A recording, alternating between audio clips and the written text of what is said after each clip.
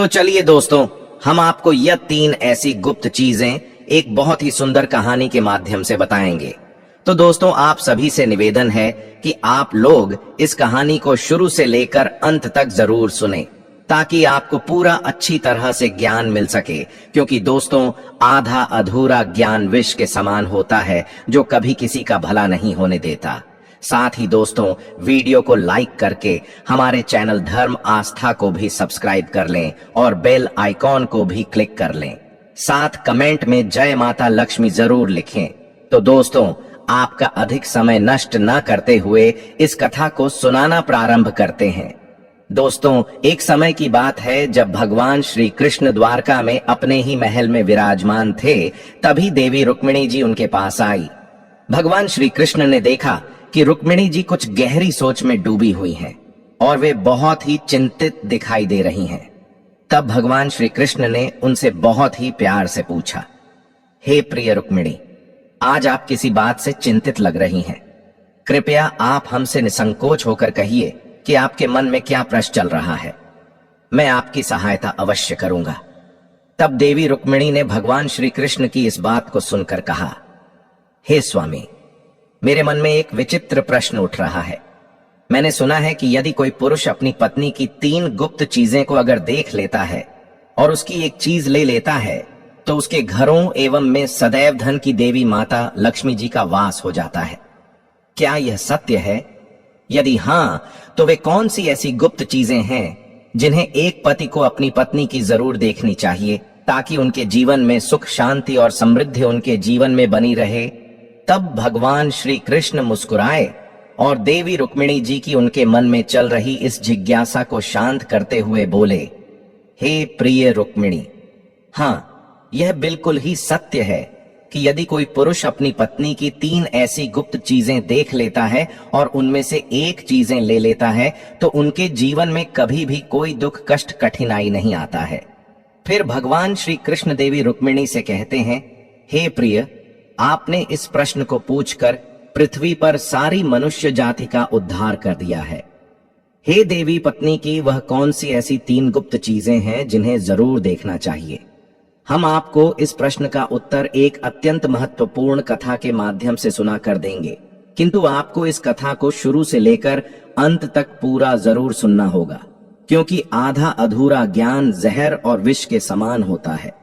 फिर देवी रुक्मिणी जी कहती हैं, हे स्वामी, आप जैसा कहेंगे मैं वैसा ही करूंगी। मैं इस ज्ञान को सारे पृथ्वी लोक में फैला दूंगी। तब भगवान श्री कृष्ण जी देवी रुक्मिणी से कहते हैं, हे प्रिय, किसी नगर में हरि नाम का एक व्यक्ति रहता था। वह बहुत ही गरीब था। उसके पास खेत खलियान, घर में खाने पीने के लिए कुछ नहीं था। यहां तक कि उनके पास भगवान के दिए हुए शरीर पर पहनने के लिए भी कोई कपड़ा तक नहीं था। वह हमेशा एक ही अपने शरीर पर फटे पुराने मैले कुचले कपड़े पहनता था। उसकी पत्नी बहुत ही सुंदर थी और वह अपनी पत्नी से बहुत ही प्रेम करता था, किंतु उसकी पत्नी को अपनी भगवान की दी हुई सुंदरता पर बहुत गर्व था। इसी गर्व के कारण वह अपनी घरों में बहुत ही मनमानी किया करती थी, जिससे हरि अपनी पत्नी से बहुत ही परेशान रहने लगा था।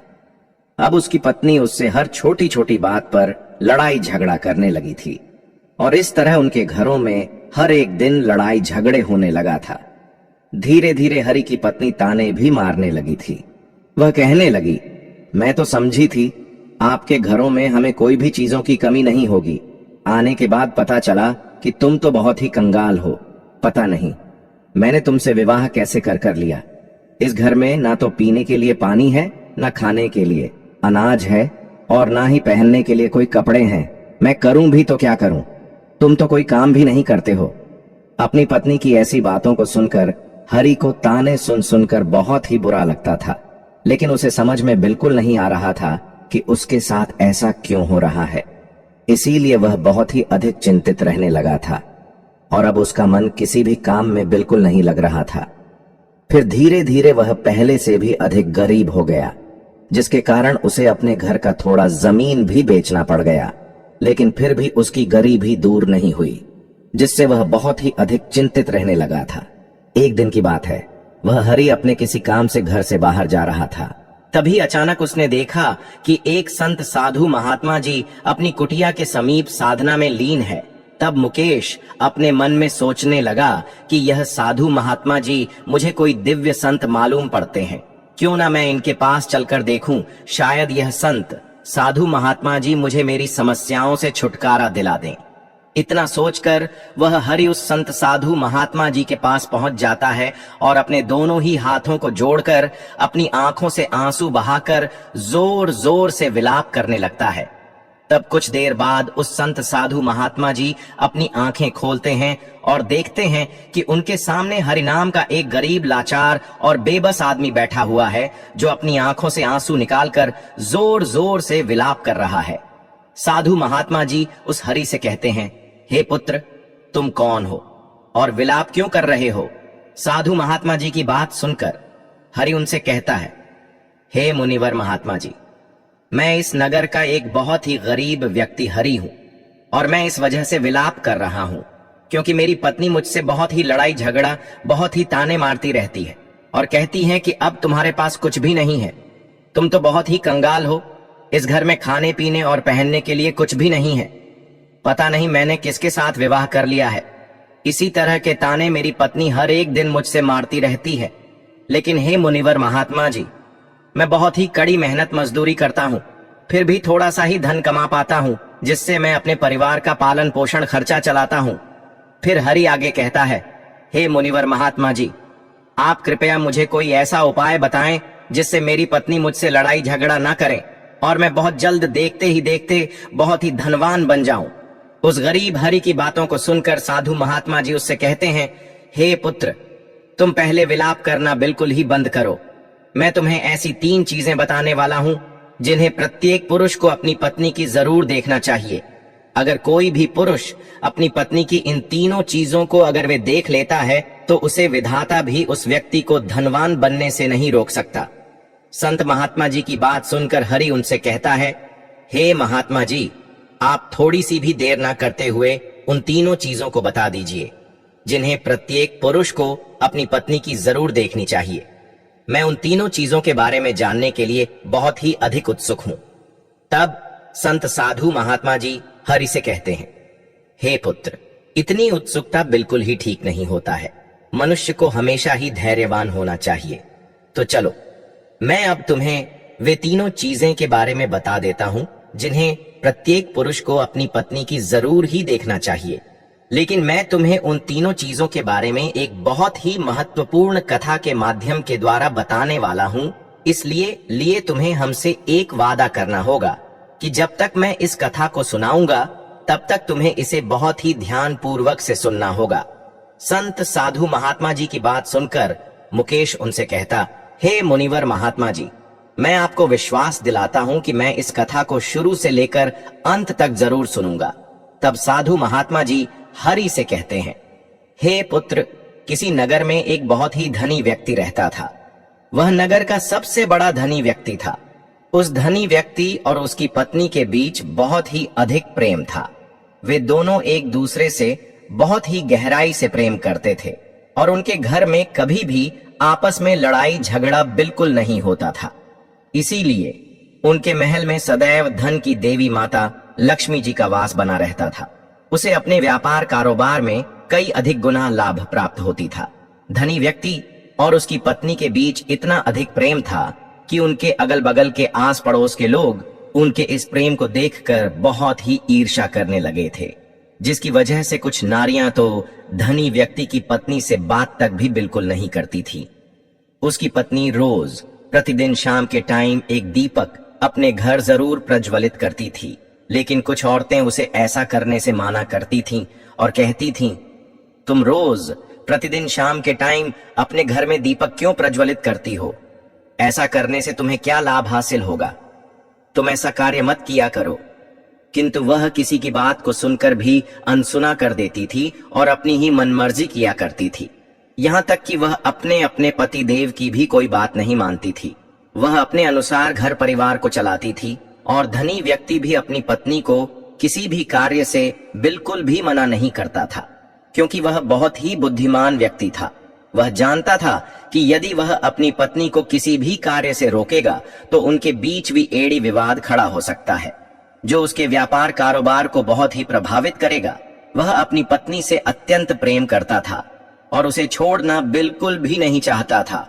हालांकि उसकी पत्नी उसके प्रति उतना ही प्रेम नहीं करती थी, बल्कि केवल दिखावे का प्रेम जताती थी और कभी कभी वे तो नाराज भी हो जाती थी। फिर भी वह धनी व्यक्ति अपनी समझ और धैर्य से उसे मना लेता था। इस प्रकार दिन बीत रहे थे और वह अपनी पत्नी के साथ बहुत ही सुखपूर्वक अपनी जीवन व्यतीत कर रहा था। धीरे धीरे यह बात पूरे नगर में और गांव में फैल गई कि उस धनी व्यक्ति और उसकी पत्नी का प्रेम एक मिसाल है। नगरवासी उनके आपस में बने रिश्ते को बहुत ही आदर्श मानने लगे थे। जब यह बात नगर के राजा साहब तक पहुंची तो उसने अपने दरबार के सैनिकों को बुलाकर कहा, जाओ उस धनी व्यक्ति और उसकी पत्नी को बहुत ही सम्मान पूर्वक राजमहल में बुलाकर ले आओ। हम उनका अति सम्मान करना चाहते हैं, पर उन्हें इस बारे में कुछ मत बताना। राजा साहब जी की आज्ञा पाकर राजा साहब के सैनिक उस धनी व्यक्ति के घर में पहुंचे और दरवाजे पर दस्तक दी। कुछ देर बाद जब वह धनी व्यक्ति अपना दरवाजा खोलता है तो सामने राजा साहब जी के सैनिक खड़े दिखाई पड़ते हैं। फिर वह धनी व्यक्ति हैरान होकर पूछता है कि आप लोग मेरे महल क्यों आए हैं? तब राजा के सैनिक विनम्रता से जवाब देते हैं, राजा साहब जी ने आपको राजमहल में बुलाया है। इसके बाद वे सैनिक उस धनी व्यक्ति और उसकी पत्नी को बहुत ही आदर पूर्वक करते हुए सम्मान के साथ उन्हें राजमहल ले जाते हैं। राजमहल में पहुंचने पर राजा साहब जी उस धनी व्यक्ति और उसकी पत्नी का बहुत ही आदर पूर्वक सत्कार करता है। फिर उनके प्रेम और आपसी समझ की प्रशंसा करते हुए राजा साहब जी उन्हें थोड़े से धन से भी सम्मानित करता है। इस उपहार को पाकर धनी व्यक्ति और उसकी धर्मपत्नी उनसे बहुत अत्यंत प्रसन्न होते हैं और खुशी खुशी अपने महल को लौट जाते हैं। इसके बाद राजा साहब ने पूरे नगर में यह घोषणा करवाया कि इस प्रेम की सराहना में सभी लोग आज रात्रि के समय अपने अपने घरों में दीप प्रज्वलित करें। राजा साहब की आज्ञा पाकर नगर के सभी लोग दीपक जलाते हैं, किंतु कुछ समय बाद सभी घरों के दीपक बुझ जाते हैं। केवल उस धनी व्यक्ति के महल का दीपक अभी भी जलता रहता है और उसका प्रकाश दूर दूर तक फैलता है। यह देख राजा साहब ने सोचा, क्यों ना मैं स्वयं जाकर देखूं कि किसके घरों का दीपक अभी तक जल रहा है और किसके घर में दीपक बुझ गया है। इतना सोचकर वह महल से नगर की ओर देखता है तो उन्हें दिखाई देता है कि केवल वे धनी व्यक्ति के महल का दीपक ही अभी तक जल रहा है, बाकी सभी घरों में दीपक बुझ चुके हैं। राजा साहब नगर की ओर देख ही रहे थे कि तभी उनकी रानी वहां आ जाती है।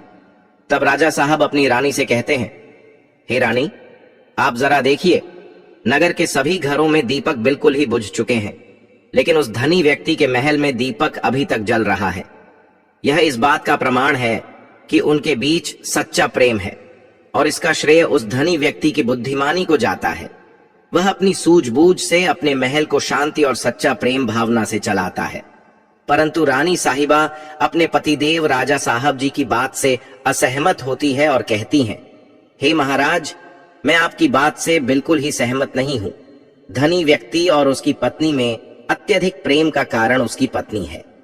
राजा साहब और रानी साहिबा के बीच इस विषय पर बहस धीरे धीरे बढ़ जाती है और अंततः यह बहस तलवारों की लड़ाई में बदल जाती है। इस बहस में दोनों को कई चोट तक लगती है।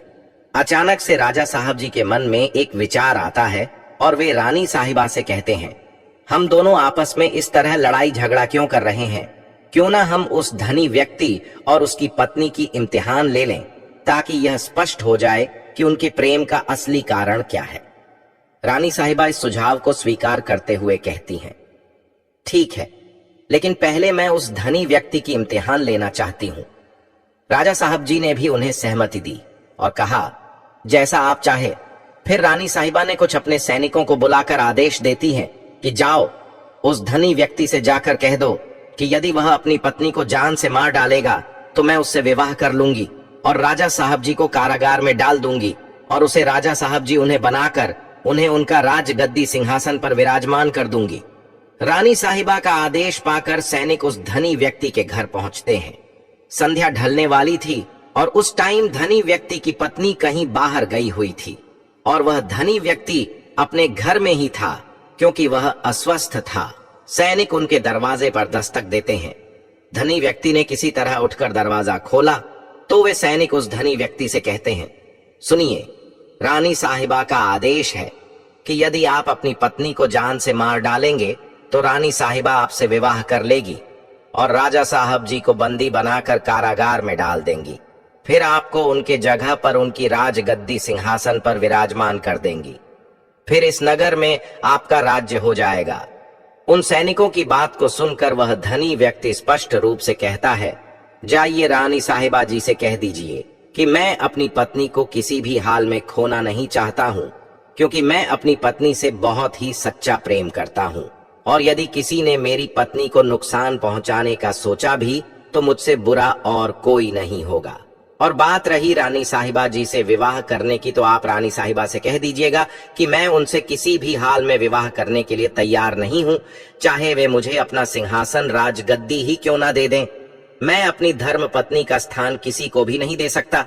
फिर उस धनी व्यक्ति की बातों को सुनकर वे सैनिक राजा साहब जी के राजमहल पहुंच जाते हैं और रानी साहिबा को उस धनी व्यक्ति के द्वारा बताई गई बातें बता देते हैं।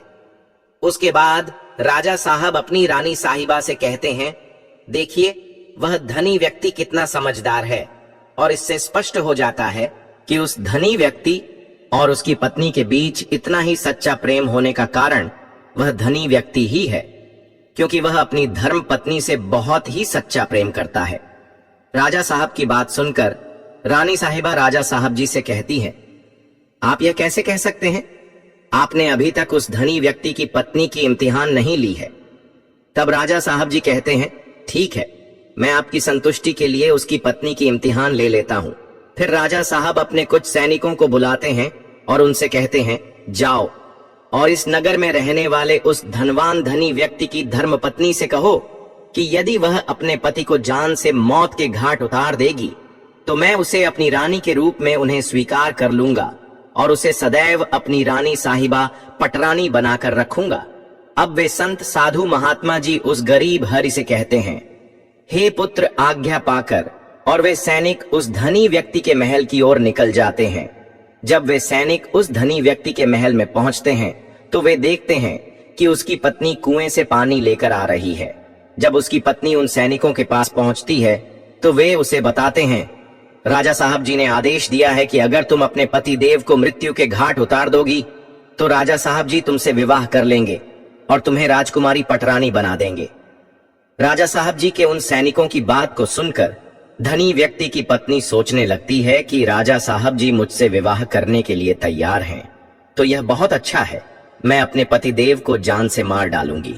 अपने मन में इतना सोचकर वह उन सैनिकों से कहती है, ठीक है, मैं अपने पतिदेव को मौत के घाट उतारने के लिए बिल्कुल ही तैयार हूं। तब वे सैनिक उससे पूछते हैं, लेकिन राजा साहब जी को यह कैसे पता चलेगा कि तुमने अपने पतिदेव को मौत के घाट उतार दिया है?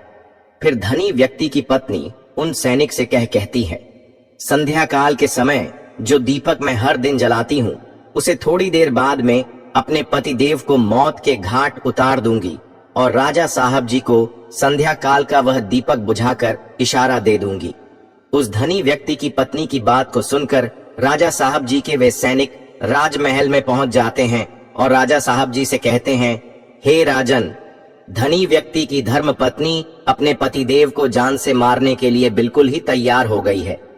जब रानी साहिबा ने यह बात सुनी तो उसे औरत जाति से घृणा होने लगी।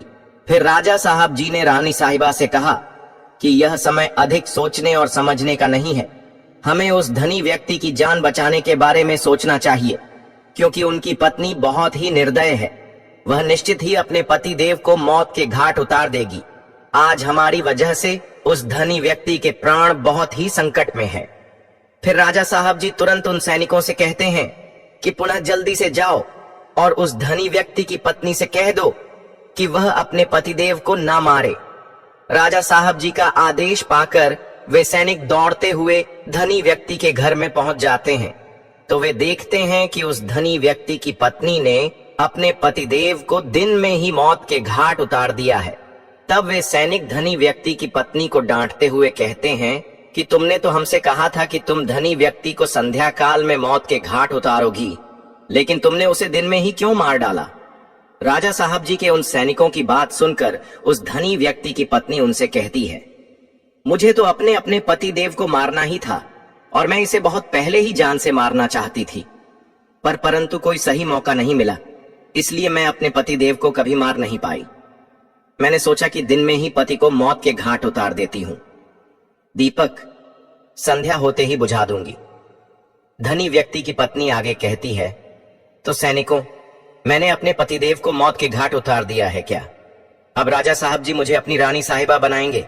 सैनिकों ने कहा, यह तो आप जाकर राजा साहब जी से ही पूछ लीजिए। फिर धनी व्यक्ति की पत्नी और सैनिक राजमहल पहुंचे। वहां सैनिकों ने राजा साहब जी को सारी बात बता दी।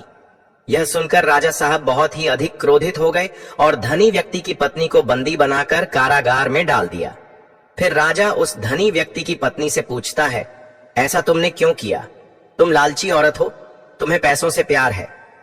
तभी धनी व्यक्ति की पत्नी ने जवाब दिया और बताया कि मुझे तो किसान को पहले ही मारना था, वह तो मैं कोई बहाना ढूंढ रही थी, क्योंकि मेरे पति की आदत बहुत खराब थी, वह मेरे साथ बहुत खराब व्यवहार किया करता था। तब राजा ने कहा, ऐसा क्या करता था? तुम्हारा पति तुम्हारे साथ? तब उस धनी व्यक्ति की पत्नी ने जवाब दिया कि वह मेरे नाक का ऊपरी हिस्सा अपनी उंगली से हमेशा दबाया करते थे। इसके अलावा मेरे पति एक काम और मेरे साथ किया करते थे, वह मेरे कान का पिछला हिस्सा अक्सर अपनी जीभ से स्पष्ट किया करते थे।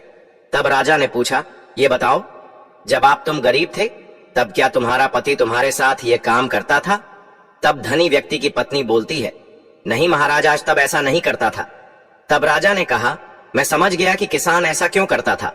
उसी समय साधु जी ने उस गरीब हरि से पूछा, हे पुत्र, क्या तुम्हें कुछ समझ में आया?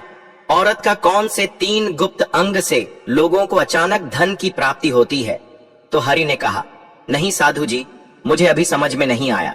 तभी साधु जी कहते हैं, अगर अभी समझ नहीं आया तो मैं फिर से आपको बताता हूं। धनी व्यक्ति अपनी पत्नी के साथ जो पहला काम करता था वह है, उसके नाक के ऊपरी हिस्से को अपनी उंगली से दबाता था।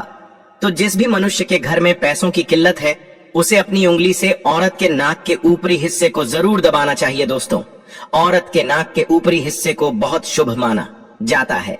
इसी वजह से जो यह काम करता है वह हमेशा धनवान पुरुष बन जाता है।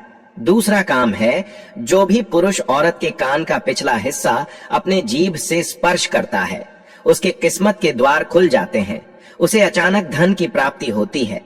ऐसा इसलिए होता है क्योंकि औरत के कान के पिछले हिस्से में माता लक्ष्मी का वास होता है। जब आप ऐसा करते हैं तो माता लक्ष्मी आपसे प्रसन्न हो जाती है और आपको अपार धन देती है।